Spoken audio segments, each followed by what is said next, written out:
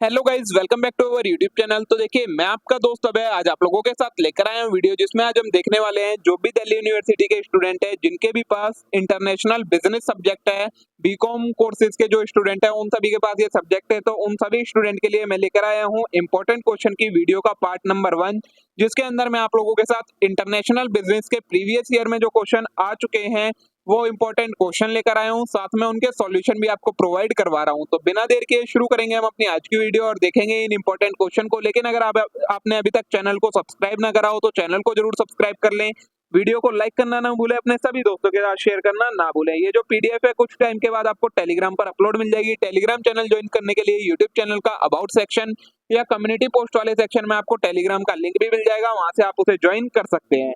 तो चलिए अब शुरू करते हैं हम अपनी आज की वीडियो।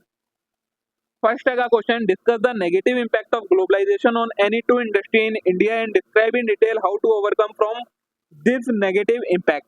नेगेटिव इम्पैक्ट क्या है ग्लोबलाइजेशन का किन्हीं दो इंडस्ट्री के ऊपर, वो बताना है इंडिया के अंदर, और इन नेगेटिव इम्पैक्ट से कैसे ओवरकम किया जा सकता है ये बताना है आपको। ठीक है, तो ये देखिए, ये आपको सबसे पहले इसमें क्या बताया है, ग्लोबलाइजेशन का आंसर बता दिया। ग्लोबलाइजेशन होता क्या है, इसके क्या बेनिफिट होते हैं, फिर दो इंडस्ट्री के ऊपर नेगेटिव इम्पैक्ट बताया है, मैन्युफैक्चरिंग इंडस्ट्री के ऊपर and chemical and pharmaceutical industry के ऊपर। इसमें काफी ज्यादा लिख रखा है, इतना ज्यादा आपको नहीं लिखना है, लेकिन हाँ थोड़ा थोड़ा आपको एक्सप्लेन जरूर करना पड़ेगा। फिर आपको बताया है कि steps to overcome this negative impact, और इन नेगेटिव इम्पैक्ट को कैसे ओवरकम किया जा सकता है उसके स्टेप्स आपको ये बता दिए हैं। ठीक है, यहाँ पर आपका ये क्वेश्चन खत्म हो जाता है। इसी तरीके से आपको आपके एग्जाम के अंदर भी आंसर लिखना है। अब ये पूरा क्वेश्चन आंसर पढ़ के टाइम वेस्ट करने का कोई मतलब नहीं बनता है, क्योंकि सारे कंसेप्ट मैंने आपको वीडियोस में एक्सप्लेन कर दिए हैं। अगर आप इन्हें पढ़ेंगे तो आपको इजीली सारी चीजें समझ में आ जाएंगी। नेक्स्ट क्वेश्चन है, how does legal and political risk discourage the international business, what step a firm should take to minimise the legal and political risk. ये आपका डायरेक्ट क्वेश्चन है, इसका यहाँ पर सॉल्यूशन नहीं दिया गया है कि लीगल और पॉलिटिकल रिस्क है वो किस तरीके से इंटरनेशनल बिजनेस को डिस्करेज करते हैं, मतलब इम्पैक्ट करते हैं, और इनसे हम कैसे इनको कम कर सकते हैं, मिनिमाइज कर सकते हैं।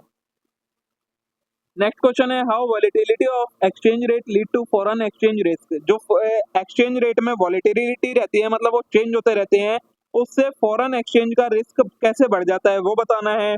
फिर what are the measures available to describe the foreign exchange market, और कौन कौन से मेजर हैं जिनकी मदद से हम फॉरेन एक्सचेंज मार्केट को अच्छे से डिस्क्राइब कर सकते हैं। ठीक है, तो ये आपका फॉरेन एक्सचेंज रिस्क बताया है पहले, फिर फॉरेन एक्सचेंज का एक्सपोजर बता दिया है कितना ये एक्सटेंड तक इसे अफेक्ट करते हैं, और फिर ये आपको मेजर्स बता दिए हैं फॉरेन एक्सचेंज मार्केट को क्लासिफाई करने के। ठीक है, ये आएगा आपका spot transaction, forward transaction, options, futures, swap transaction. ये यहाँ पर आकर आपका ये क्वेश्चन खत्म हो जाता है। ठीक है, नेक्स्ट क्वेश्चन है, agreement of WTO harm developing countries like India, justify the statement in favour and against the argument.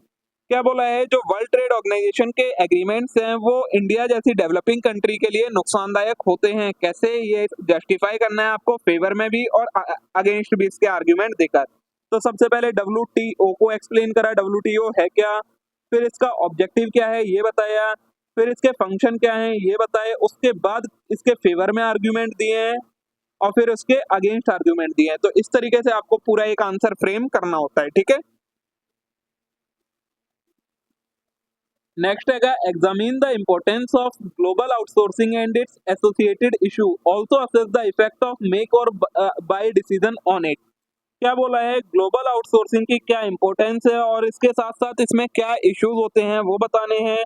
उसके अलावा बताना है कि बाइंग डिसीजन पर क्या इसका इफेक्ट होता है। ठीक है, तो सबसे पहले आउटसोर्सिंग क्या होती है, ये कितने टाइप की होती है ये बताया, फिर इसकी इंपॉर्टेंस और बेनिफिट बता दिया आउटसोर्सिंग के।